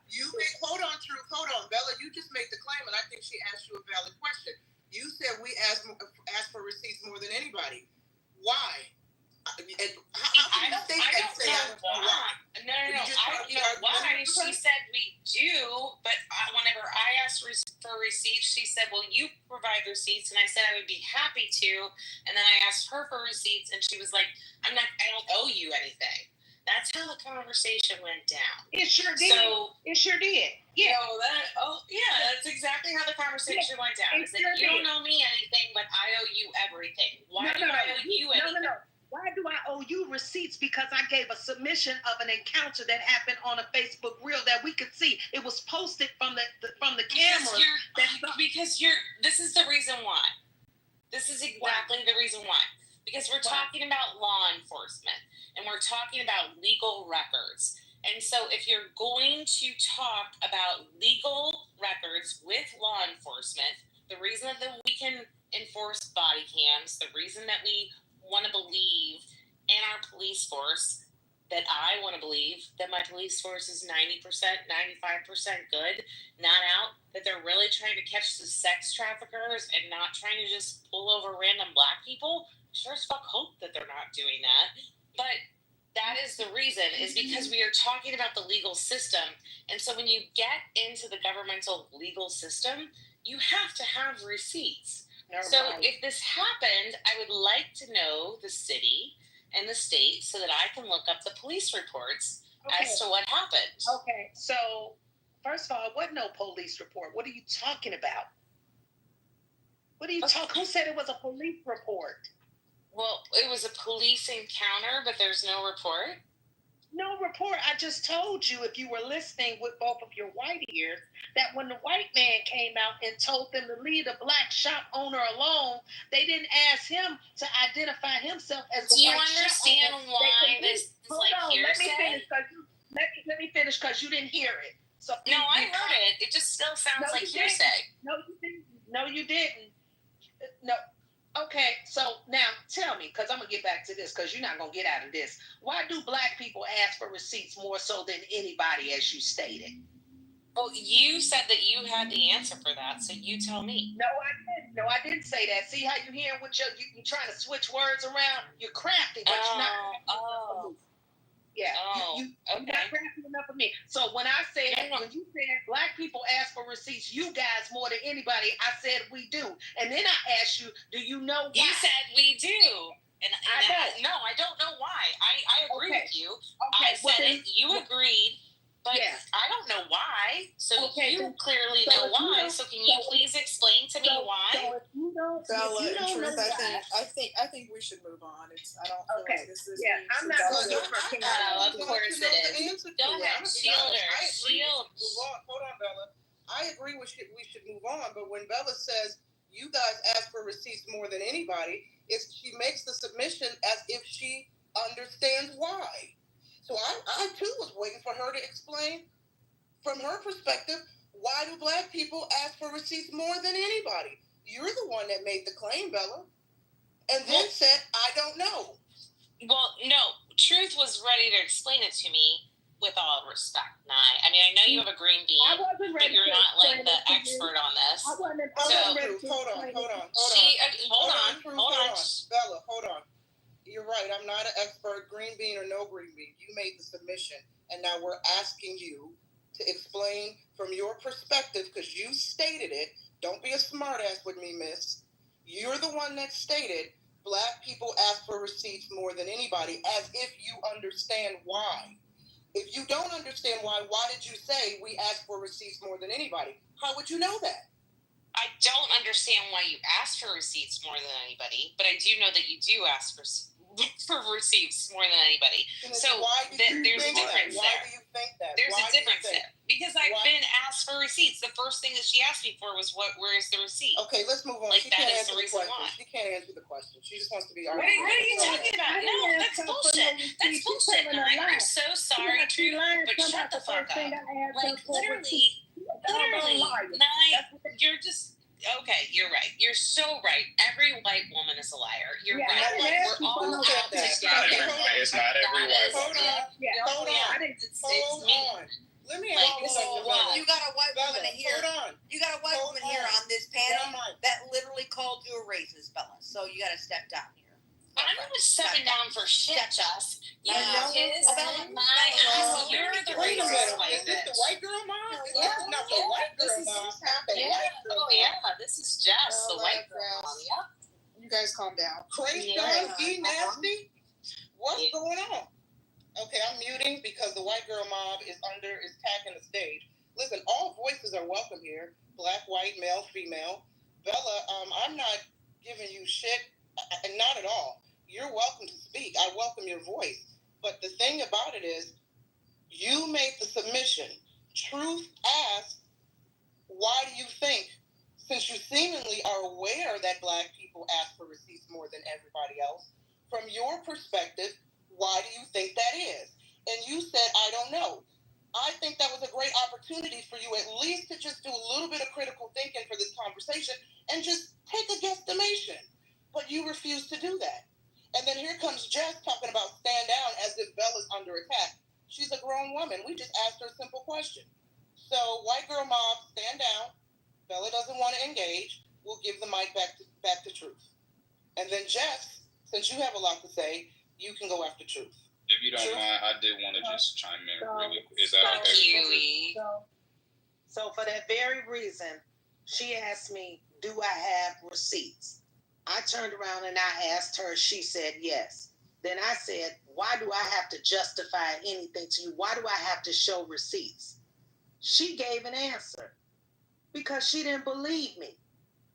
And that's why black people have receipts. They ask for them because when we go to purchase something, if we don't get a receipt, we're accused of lying that we made the purchase in the first place.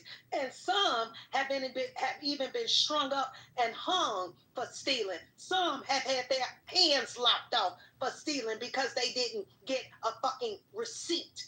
So when you ask a black person to show your white self receipts, it's an offense, first of all. As if I'm naturally accused of doing something wrong, stealing or lying or cheating or doing something other of a nefarious state, that I have to justify myself. Same as with the cops. Where are you going? Where are you coming from? The slave patrols. This is how we see it. I don't have to. So I call bullshit. Name the city. Name the city. Name the date. I call it bullshit. Name the city. Name the date. No. This is bullshit. She wants to accuse cops of shit, but she won't even say any of it. And she wants to go into some diatribe about getting hung. Like, this is ridiculous. Frank B will give you the receipt. Do not come after a blue without receipt. Bella, Frank B is telling you. I don't understand, Bella. You seemingly have self-control. When truth lands, you can respond, Bella. Okay? So let her land, and then I'll give you the mic to respond. Please don't interrupt. And when Bella speaks, no one interrupt her. Okay? Truth, go ahead.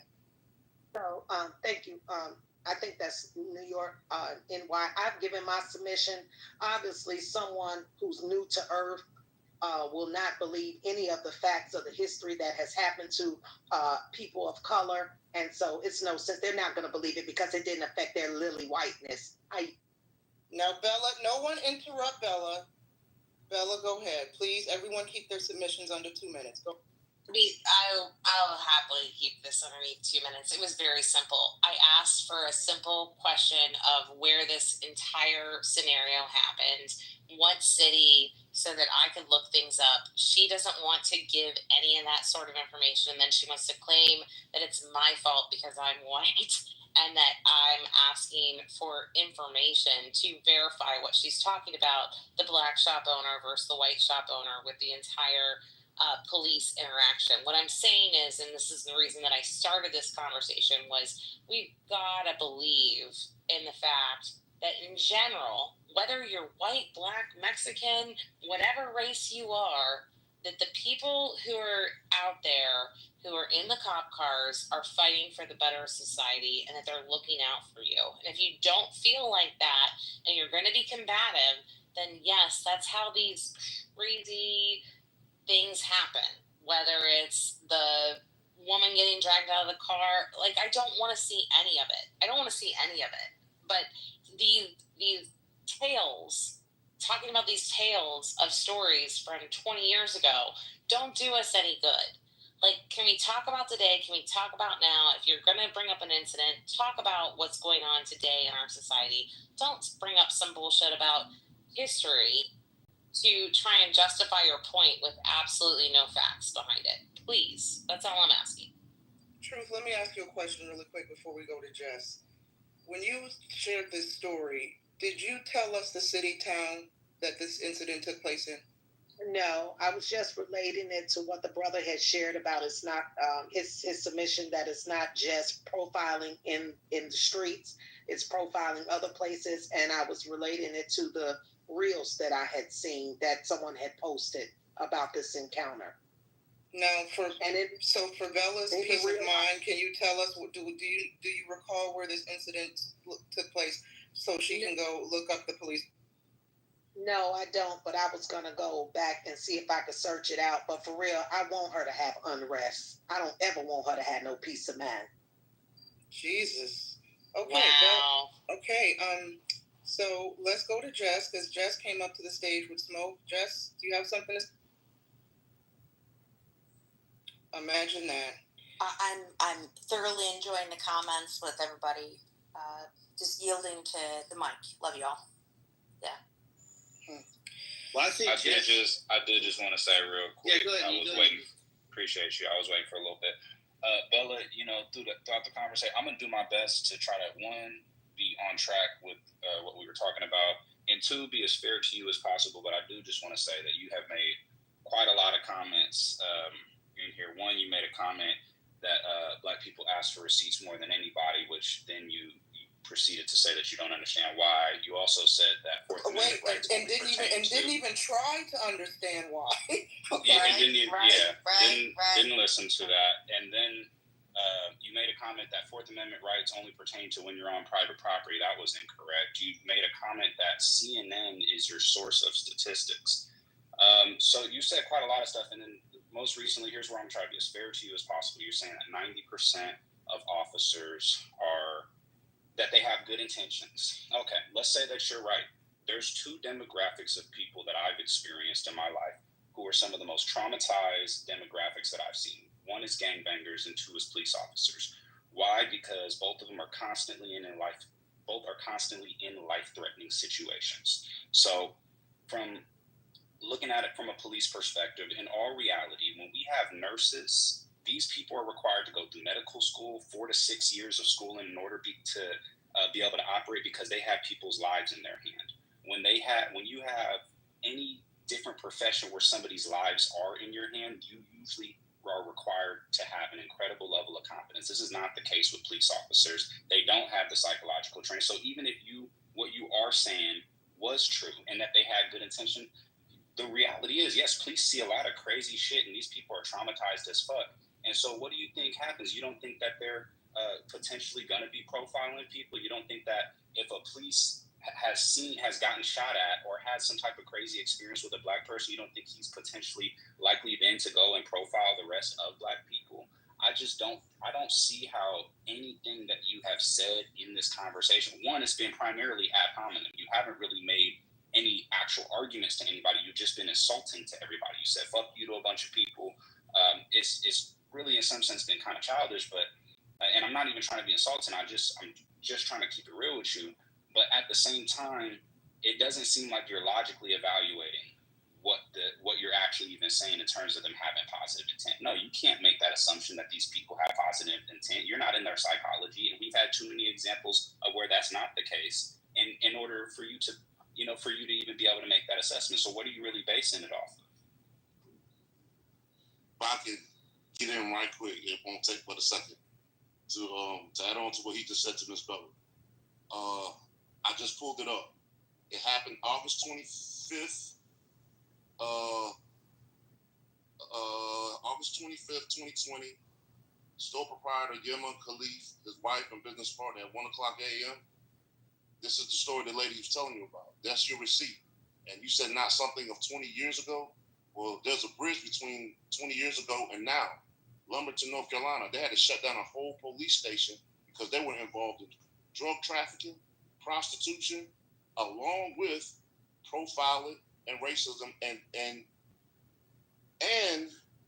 the police officers, majority of them were soldiers of white supremacy. Frank B, did you land, Frank B? Because I want to make sure you land. Or are you still speaking? Oh, you landed? Okay, thank you, sir. Hold on, Mike Allen. Bella, did you hear the receipts? I did. I'm really confused about the last one. What police station was shut down for being white supremacists in 2020? No. The height of it became, and y'all remember when Michael Jordan's father was killed? Yes. Yeah. Everybody remembers that. Yeah. Okay. They went into a further investigation of the police station because he got killed right down the street on Highway 95 from that police station. I'm just trying to, when she spoke about, she don't want to hear something about 20 years ago. I'm just saying there's a bridge between that past and this present, because when they went into further investigation of that Lumberton police department, they were drug trafficking. They had set up prostitution. What's the name? Right down the street or right across from the department. And many of the so-called police officers were soldiers of white supremacy. And then I later went back to what the lady was talking about, the business owner at 1 o'clock in the morning. CBS News, I put it up on Google. And it's true. Those are your receipts. All you got to do is look up black store owner, question by police, and it will come up. And I put it in the chat, and there was a settlement made by the city to the business owner. So there are your receipts. Thank you. I appreciate it. Let me just say this, and I'm upset up for real.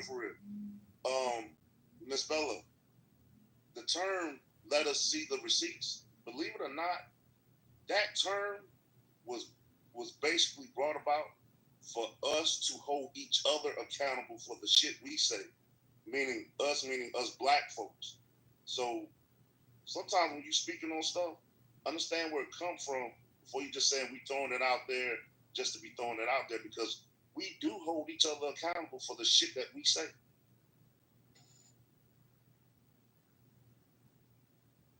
And the original term was because you had to have your receipt in a store or you would be accused of stealing an item. Thank you, Frank. Thank you. All right. Thank you for the history lesson. I greatly appreciate it. She just blew us off. Yeah, you know. I mean, people reveal themselves with what they say without revealing themselves. Bella says, "With love, we see you, sis. Wink, wink. We see you." Totally fine. You know what I'm saying. You know what I'm saying. Yes, you are. You hated me before I even started speaking, so it doesn't even matter. Girl, why would I hate you? Wait. There she goes, victimizing herself. Wait, why, Bella? I don't know you. Why would I hate you? Mike, go on mute, please. Tell the stage why would I hate you, and I don't know you. I think I've been nothing because I'm asking legitimate to you. Because I'm asking legitimate questions and supporting the police department. I'm already hated. It doesn't even matter. I've said many times on this stage tonight that we should listen to the police because I too have respect for the police. So I want you to explain to me, since you just made this very ridiculous submission, why I hate you. We're going to center you since you want to be centered. Why do I hate you? You hate me because I'm a white woman. It's that simple. I'm on here. Why? You probably pause. Everybody go on pause. Because this trick doesn't know me from a bag of dicks. She doesn't know my past, doesn't know my friendships. She doesn't know who I rock with. She doesn't know who I've made love to, who I've had dinner with. Nor do I care. And you actually think that's because, you know what? Now I'm about to turn into a glass of whiskey and a pack of Newports. You don't care because you're very racist to your core and anti-black. Oh, there it is. Yourself. Yes. But you've already revealed this about yourself, Bella. Yes. You've already revealed this about yourself. Please tell me, how am I racist? Tell me how am I racist? How am I racist? Please, I want you to school me right now. I want you to tell me how I am racist. No, cunt. You're going to tell me why I hate you. That's what we're going to do first, okay? You just told me that I'm a racist. I want to know why I'm a racist. Please, you're going to answer my question first. I already told you. You hate me because I'm a white woman. I don't hate white people. I'm a white. Well, I don't hate white people. First of all. Clearly you do. And definitely truth does. So, like, most black people hate white people. Most white people don't give a shit. I just moved that dizzy ass girl to the audience. We're not doing that today. We're not doing that today. One mic on the mod. Jess, I gave you a chance to speak. You didn't want to speak, so you're not going to interrupt me. Okay, now when I'm done, I'll give you the mic. But this dizzy ass broad, you could tell by the things that she was saying that she's anti-black. I wasn't going to go there. That's why I said, wink, sis, I see you. I think a lot of us see you. I've shown this woman nothing but grace and respect. As a matter of fact, I agreed with her comments about police. Okay? Hate her because she's white? I don't hate white people. I was about to say something, but that's too personal. Anyway, she's got to go. Anybody else on the stage feels like I hate white women, state your piece so I can put you in the hallway with the rest of the peasants so you can go scroll and find a white supremacist room and y'all can go cry about black people. Jess? I love you so much. I'm laughing my ass off. You were so not that way. She was rough. Wow. That was one piece of work. I love being in your room. The hoe is probably drunk. She's probably drunk. Wow. I was literally thinking that. Thinking she sounded like she'd been drinking. And she sounds like the type of white bitch that gargles on black dicks. So we're just going to move on. Well, Mike, move on. Yep. Let's pass the mic to the next person. Who would like to speak? We have Mike. I know, Mike, you were trying to speak earlier. You're back. Not Mike Allen. Mike with the MYKE. Go ahead, Mike, if you want. Yeah, he's been saying good stuff. All right, man. I just want to salute to the title, man. Salute the room. I've been in here for a while listening. I want to just start saying, just to the title, is racial profiling real? Hell yeah, on Crip. Like, I be banging. Like, a nigga said earlier some shit about gang banging, which I don't really necessarily think is true, but just on some real shit. Like, a nigga could be posted on the block, you feel me, sagging, and a nigga get pulled over, cops start frisking him, all types of shit. Like, you got white folks, you feel me? You in the grocery store minding your business, they following you. So, I mean, to act like racial profiling don't exist, that's crazy on Crip. Like, that's really all I gotta say. Bella, don't take shots in the chat. You're welcome to come up. You're welcome to come back up and speak your piece. But when you come back up, you're gonna have to explain to me, hold on, Mike, why I hate white women. That's what I'm saying. You're so delusional. You have no original thought that you resort to being a whiny Karen. You resort to being. I'm surprised you didn't start crying on the stage, to be honest with you. Elsie, Ellese. I don't know if I'm pronouncing that right. But you got the mic. Go ahead. I want to just get some new voices on the stage. I'm gonna go with Elise there. Elise, I'm sorry. Go ahead. Chicago. Elise, come up. What part of Chicago? She's part of Chicago. She's a CPS teacher. Elise, what are you doing? Wait, hold on. Miss Bella's coming back. Let's show some grace to Miss Bella. Let's see if she Why? Let's see. Why? I agree, Jess. I agree. I'm just As gonna a give white her. woman, I'm just gonna give her a second. I don't want to give her, so Well, because here's what will happen. Fine. Jess, I'm with you, sis. I'm with you, sis. Hold on, just stand down for a minute. Okay. Stand down, Queen Jess. Okay. Hold on. Bella will. Hold on. Somebody just sent me something about Bella in the back end. Oh, of course they did. Are you friends with somebody on this app named Pepe? Are you one of Pepe's leftovers? No. Fuck Pepe. Okay. But I also have a bunny running through my house. No, I'm sorry. I have to get the bunny out of my house. So I gotta go. Okay, she's got bunnies in her house. Lord, today. Go ahead, Mike. So to throw the Bella thing to bed here, I mean, she was asking for proof of the story. I think it got convoluted with receipts of paper, and Bella's asking for receipts of the story. Did it come off weird? Yeah, I think that Bella didn't help herself here, but I think it was all kind of harmless here. Now, Jess, I want to say something to you, Jess. I've heard you say it twice, and it kind of harkens back to what Truth was saying. In Truth's scenario, Truth said there was Black Americans that owned the shop, and no one believed them until a white guy came over and told the cops, and everybody believed the white guy. And the very first thing you said when you got in here, Jess, you said to Bella, you go, Bella, you are racist. I'm a white woman, and I'm saying it.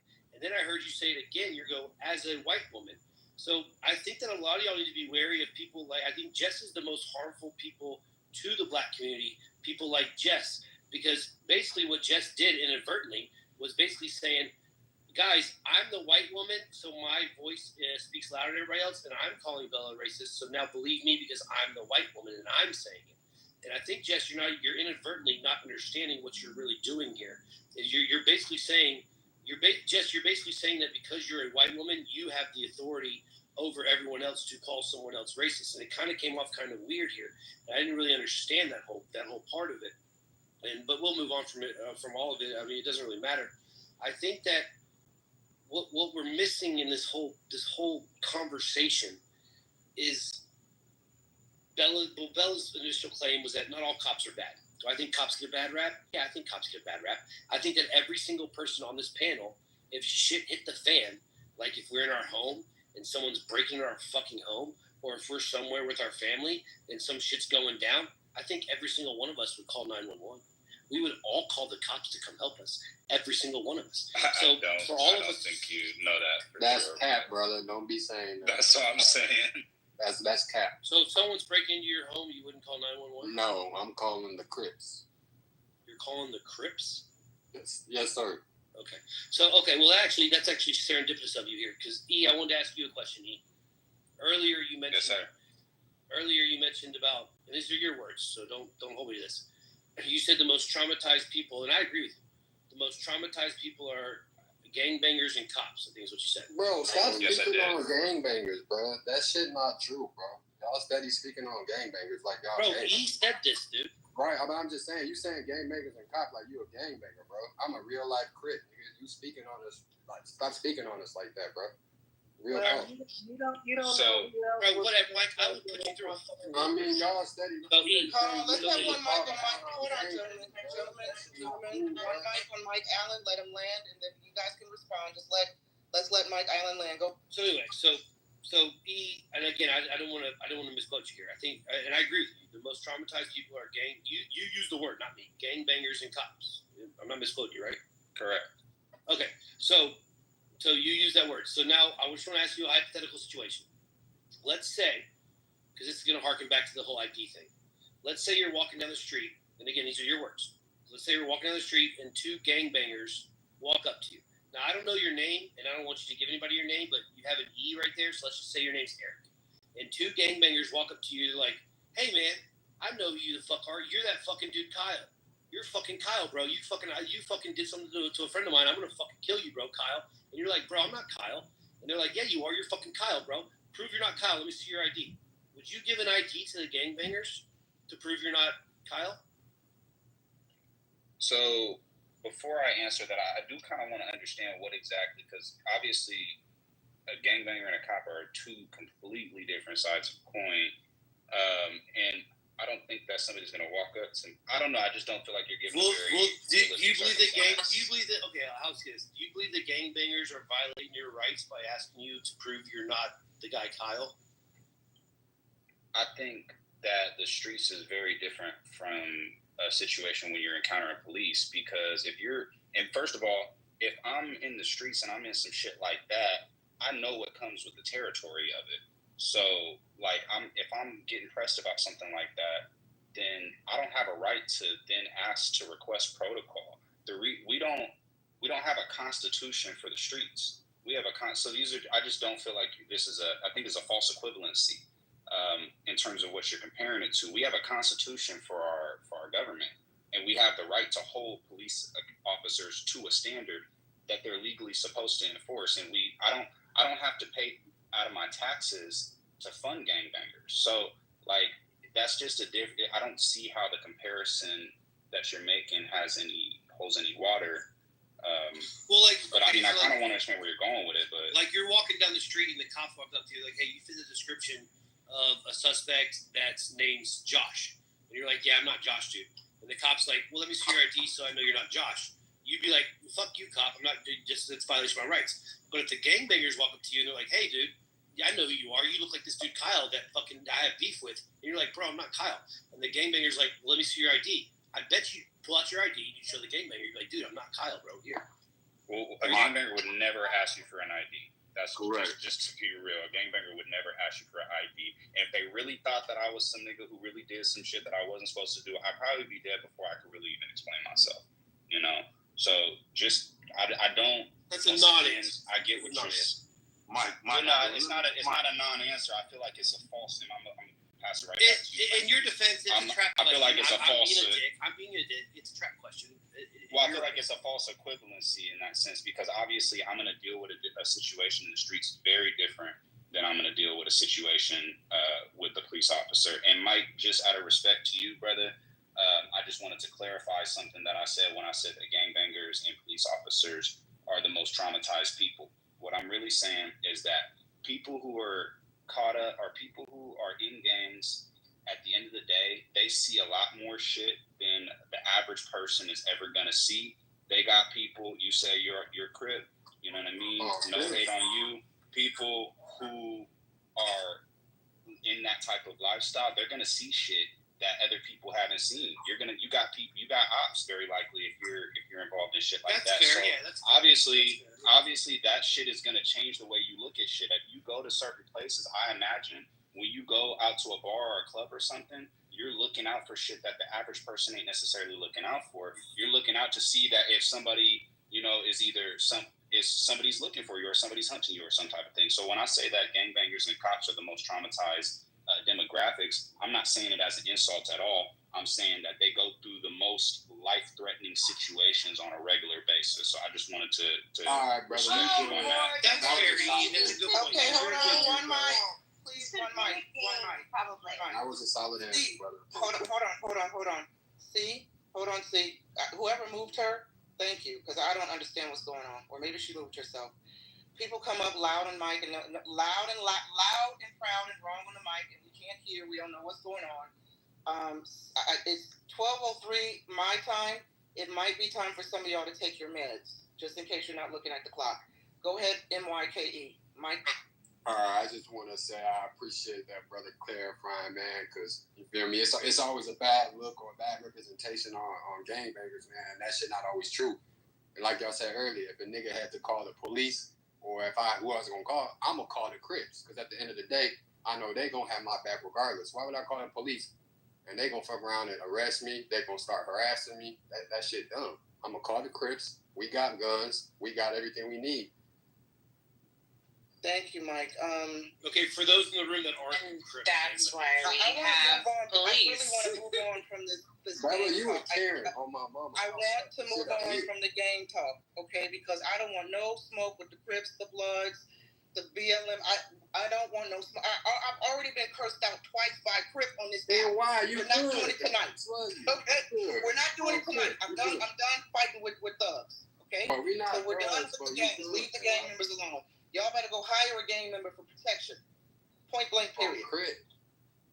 Now, Bella, did you get the rabbits out the house? I did. Okay. You got I had to chase her. No, I totally had to chase her out of the house. It was totally. She's the Benny. Yeah, she's a pain in my ass. Those fuckers shit everywhere. They do, and she lives outside, so she's fine. But, like, I'll open up my back door and she'll sneak in, and then I have to chase her out of the house, which is what was going on.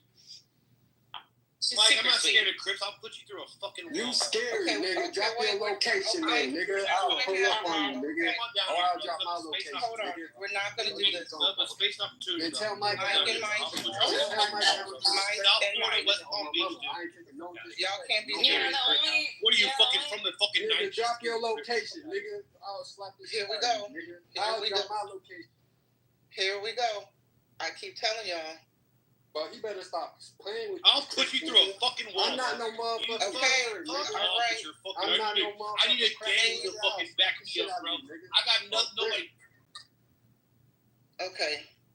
I don't know who moved Mike. It wasn't me, but I really need y'all to be peaceful. We're not going to do this. Both mics have been moved. I moved. Okay, for the record, because we have to keep peace. Thank you, KP. Mike Allen, you Because know I love you like moderator a fat. speaking. Yeah, thank you, KP. No, thank you. Mike Allen, you know, as JB would say, I love you like a fat kid loves cake, but we have to keep the peace on the stage. Okay? And now you see what happens. I was trying to build with Bella, and she's gone too. You see what happens, ladies and gentlemen? When y'all want to fight, take this shit to the back channel. Say, go take that shit into a private room. You guys go hash it out there. When you have a moderator speaking, respect the room. That's all we ask you. What's up, MG? Long time no hear from. If you're still there. I am. This app is glitching really bad. Hey, KP. Nice to see you. Cool. What's up? Nice to hear from you. It's been years. I do just gotta say that, okay, if somebody comes up here and they say they're a Crip immediately, I do expect, a certain behavior. But from the other Mike, who gave me like a very long lecture about law-abiding citizenship, to then say that I'm gonna put you through a wall and everything, it just wasn't exactly what I expected. It feels like it kind of contradicted a lot of. Did you not see what you wrote in the chat? Did you not see what you wrote in the chat? But you're a law-abiding citizen, right? Aren't you? You present your ID. You stand on one foot. Do I have the right to defend myself? Do you have the right to defend yourself against police? I just think it goes against the narrative of what you were saying prior. And then it's like, damn, it was like, fuck all that shit I just said a moment ago. Are you serious? This mic on mic violence has got to stop. Bro, the dude wrote in the chat that I'm fucking terrified of Crips and I'm gonna get what's coming to me. Bro, I'm not scared of any fucking gang members. If that dude's gonna go call the Crips and be like, hey Crips, there's this guy on the internet that we need to go handle because he talked shit about me. Go ahead, bro. Fucking bring as many as you want. I'm not scared of any fucking gang members. Wait, hold zero. on. I'm scared of zero gang members. Listen, this is wait. Listen, let's not do threats of violence because this house is not my house, and there are a lot of people behind the scenes who've worked years to build up healthy debates, and I don't want to get this house clipped because folks are threatening violence on the stage and in the chat. So let's stop. Let's stop it now. Let's not entertain it. Mike, you have every right to stand on business and defend yourself, but I don't want to put healthy debates in the crossfire of being clipped. Fair enough. Okay? I apologize, and I will say this. This is why I get those. Fair enough. I just want to say this real quick. Mike with a Y, I would expect him to give me the same amount of animosity if I were to come at him like that, because that's what men do. So I wouldn't expect anything less from the other Mike as he's going to get from me. So that's all. If I can't speak, if it's not a problem. The mic is yours, Frank. Back to my man E. I kind of disagree with what you said for this little bit right here when you said, police and gangbangers are most traumatized. I believe a male like myself, who I consider myself an L7. I'm 50 years old. Wait, Frank, I don't mean to interrupt you. Hold on. I'm going to give it right back. You don't even have to mute up. Let me just address Mike Y in the chat. He says, so why is white Mike on stage when he started it, but kid Mike down? Mike with a Y, I have no problem with you coming back up, but I'm not doing this with y'all going back and forth and arguing. I'm not doing it. I'm not doing the violence. If you want to come back up and submit to the conversation, cool. But I'm not letting y'all back up to argue and fight and threaten each other on the stage. So the people are calling for you to come back up. I'm going to bring you back up.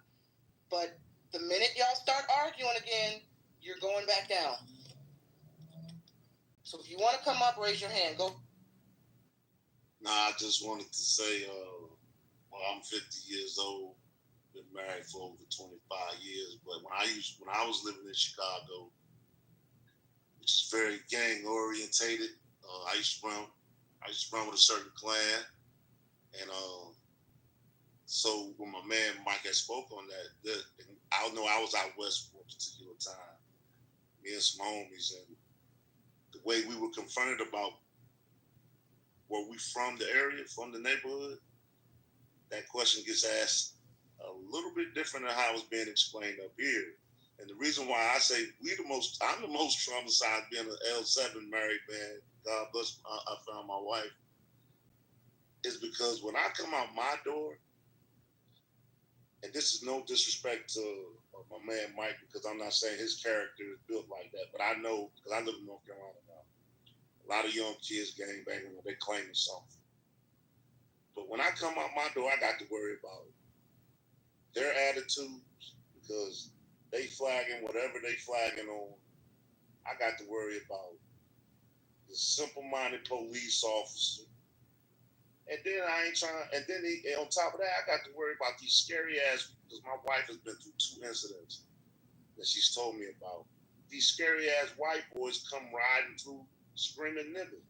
I believe I'm the most traumatized when it comes to the situation. And I ain't saying, oh, woe is me. But when you out here, it's just a fucked up situation. I'm going to be quiet. I feel like I'm the most traumatized.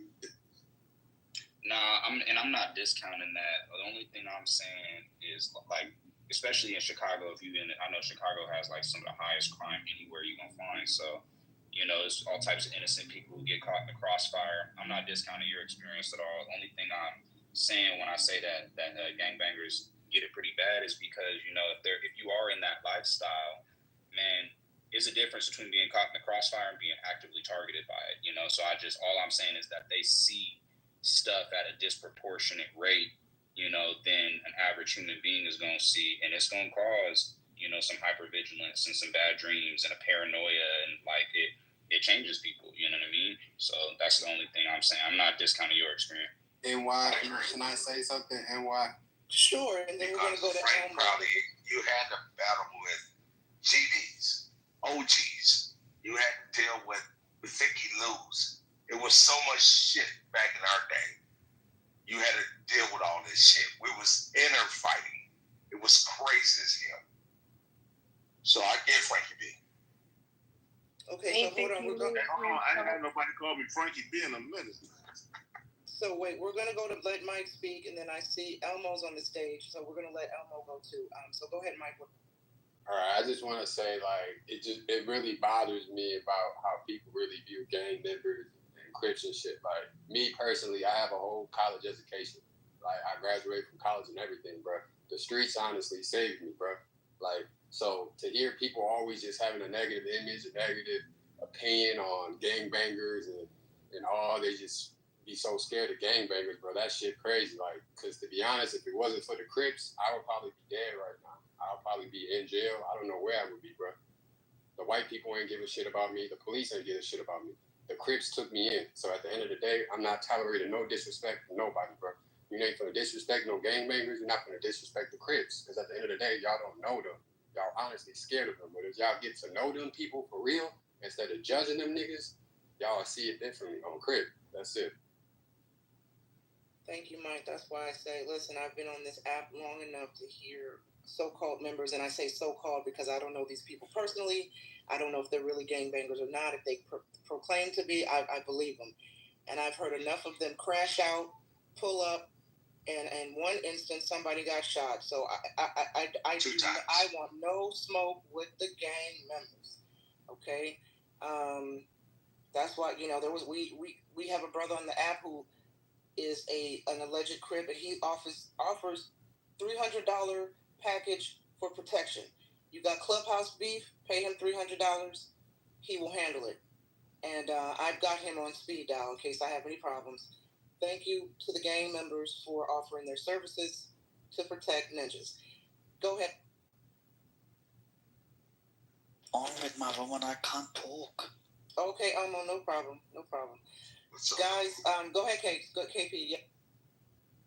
No, I was just saying, hey, say hello, I'm sorry. Okay, so it's popcorn style. We're going to keep the room open for maybe another 15 minutes or so. Go ahead, Truth. When I came up, and I'm from the south side of Chicago. I'm from Chicago. We got a lot of Chicago people in here today. I'm from Chicago. I'm Chicago too. We get together. Right. We gotta get together. Chicago. Yeah, girlfriends we gotta get together. Right on.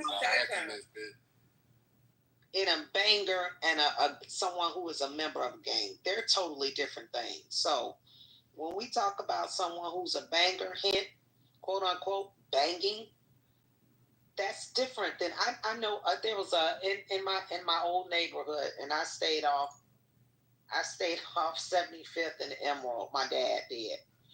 That is Gangsta Disciple territory at one point. And there was one of the head leaders there who was highly educated, a very smart man that you would not know that he was the leader of this particular gang, because he gave off this nerdy disposition. But deadly just the same. Not that he was the one who was doing the acts, but he had the bangers doing the acts. So I think that there's a gross difference between the two. And I think if you've never experienced that, or if the new schoolers, I don't know, because it was a different code back then. So things have really changed. But anyway, I just wanted to make that submission. 79th in the house there was a bad, fucked up area. If you know.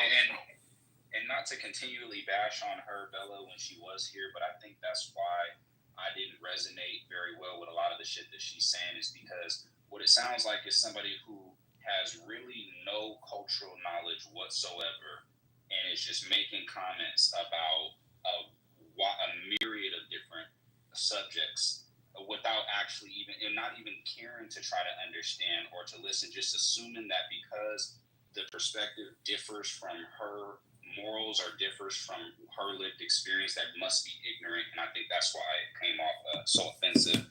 And quite honestly, it did come off racist. And that's why I'm disappointed that the men started going back and forth about gangs, because y'all let Bella quietly weasel off the stage before she got this tongue lashing. And but that's cool. Y'all, she will be back, and the Lord remembers. I want to say to Mike, you're embellishing this gang life. I've been there, done that. And to Eric, I knowledge and got myself better. So it's not cool, Mike. You're just gonna end up doing what? True, 25 years. That's not true, brother. I'm not gonna allow you to speak that type of narrative, brother. I ain't gonna cut. There's a lot of good gangbangers. There's a lot of good Crips, brother. The Crips saved my life, like I said. Okay, cool. Stay away from it. Been there and done it. I was a GD for a long time. I'm a sergeant in arms, and I still bear those scars. Then you should know what's up, bro. That's crazy that you speaking that. That's what I'm telling you. You're younger than I am. Leave it alone. That's all I'm asking. Growth and development, baby. Because you don't want to sit at that table and have to make those kind of decisions. So please leave it alone. Wait, hold on. I hear a female voice. Go ahead to the lady. Yeah, it's me. I couldn't get off mute earlier. Had worked in Chicago public schools for 16 years, and I can say I'm no longer teaching there now, but a lot of my middle school, a lot of my former students are no longer with us because of being in gangs, and it's very unfortunate. I wanted to say that to Mike.